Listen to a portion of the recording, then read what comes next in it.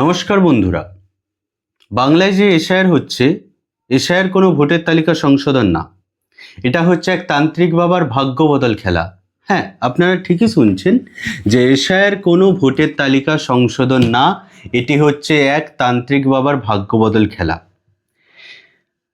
এই তান্ত্রিক বাবা যেমন উপযুক্ত প্রমাণ ছাড়াই এক অদৃশ্য সিদ্ধান্তে চলে আসতে পারেন, সেই উপযুক্ত প্রমাণবিহীন অদৃশ্য সিদ্ধান্তকারী তান্ত্রিক বাবা হচ্ছেন পশ্চিমবঙ্গ তথা ভারতের chief election commissioner Gyanesh Kumar. ইনি এর আগে এসেছেন বিহারে এশায়ার করতে, সেখানে রিজন ছাড়াই কেন বৈধ ভোটারকে অবৈধ করা হচ্ছে সেই রিজন ছাড়াই প্রায় 65 লক্ষ ভোটারের নাম বাদ দিয়েছেন।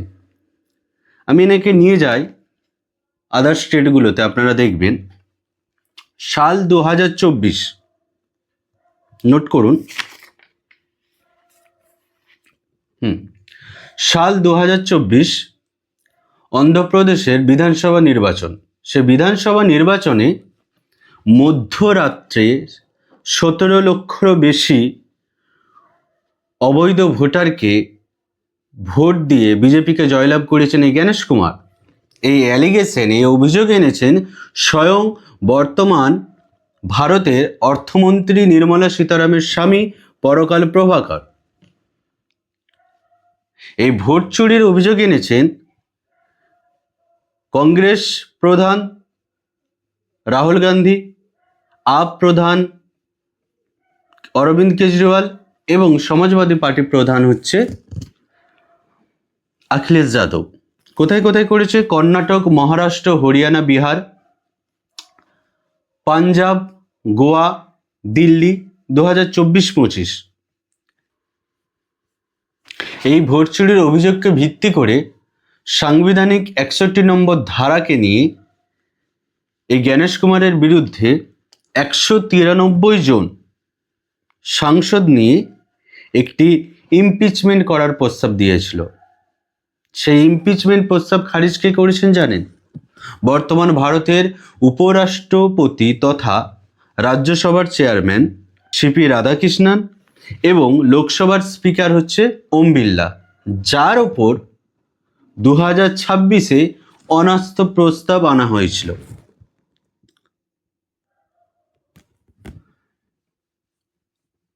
কিন্তু সেই দুটি প্রস্তাবই খারিজ করে দিয়েছে কেন্দ্র সরকার।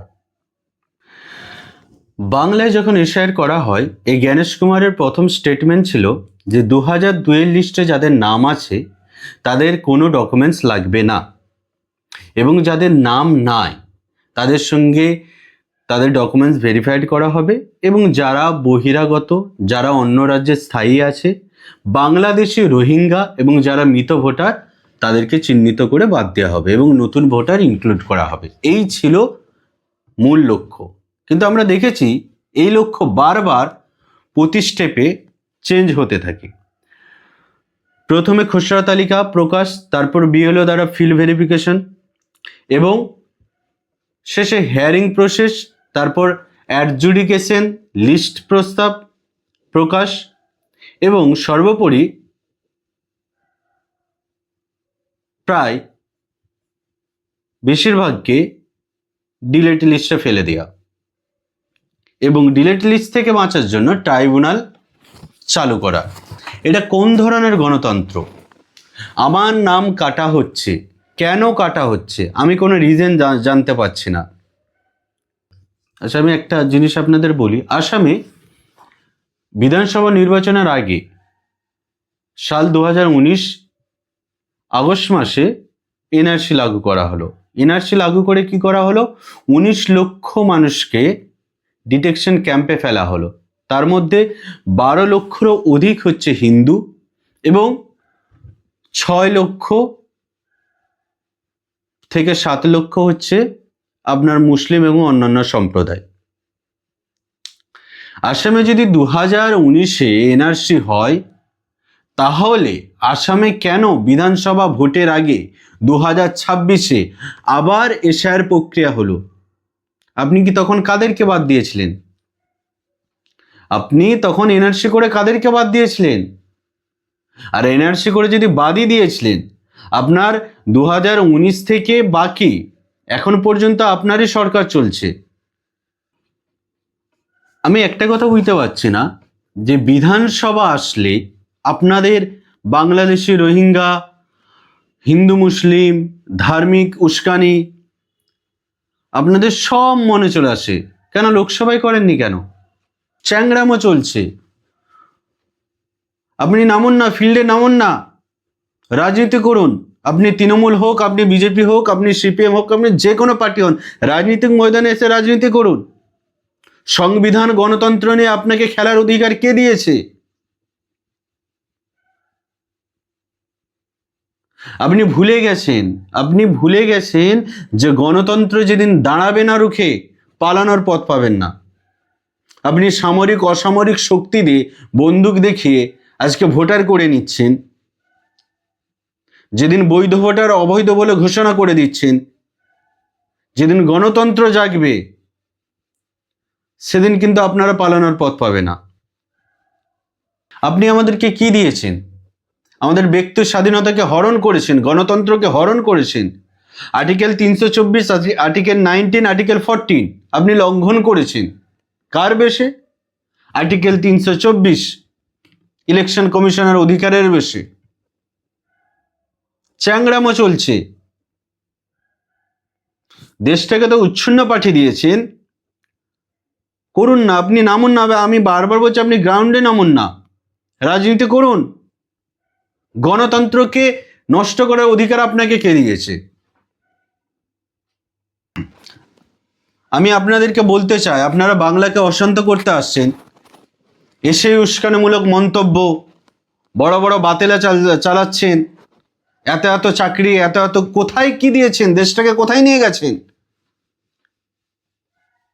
আমি একটা কথা আপনাদের বলতে চাই, বাংলা এনেছে স্বাধীনতা, বাংলা এনেছে সংগ্রাম, বাংলা এনেছে নোবেল কবি কবিত্ব, বাংলা এনেছে সিনেমা সাহিত্য, বাংলা দিয়েছে রবীন্দ্রনাথ ঠাকুর, বাংলা দিয়েছে বঙ্কিমচন্দ্র, বাংলা দিয়েছে সুভাষচন্দ্র ক্ষুদিরাম, বাংলা দিয়েছে স্বামী বিবেকানন্দর আত্মজাগরণ, বিপ্লবীদের আত্মত্যাগ, শহীদ সংগ্রাম এবং ছাত্র সমাজ। বাংলা এনেছে চিন্তা প্রতিবাদ, বাংলায় এনেছে স্বাধীনতা। বাংলা, মনে রেখো, বাংলা শুধু রাজ্য নয়, বাংলা হচ্ছে স্বাধীনতার চেতনা।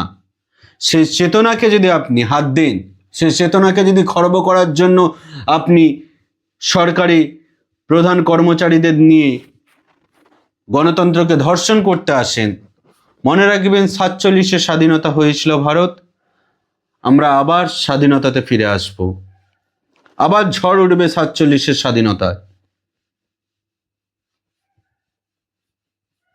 মিথ্যের পর মিথ্যা, মূর্খের পর মূর্খ, বোঝা যাচ্ছে না যে পলিটিক্যাল পার্টি কোনটি আর হচ্ছে ধর্ম কোনটি। আপনি কোথায় হিন্দু হিন্দু করে চেঁচাচ্ছেন। আজকে বাংলায় 63% হিন্দুদের নাম বাদ দিয়েছেন, 35% মুসলিম এবং বাকি অন্যান্য। আর আপনি যেই সব জায়গাগুলো, যেই সব জেলায়, পশ্চিমবঙ্গের যেসব জেলায় আপনি রোহিঙ্গা বাংলাদেশে খুঁজছেন, সেখানে সব থেকে বেশি মেজরিটিতে আপনি হিন্দুদেরকে বাদ দিয়েছেন। কি করাতে চাইছেন? কত নিচে নামবেন? সময় আছে, আমি বারবার বলছি, সময় আছে, এখনো নিজেদেরকে শুধরে নিন।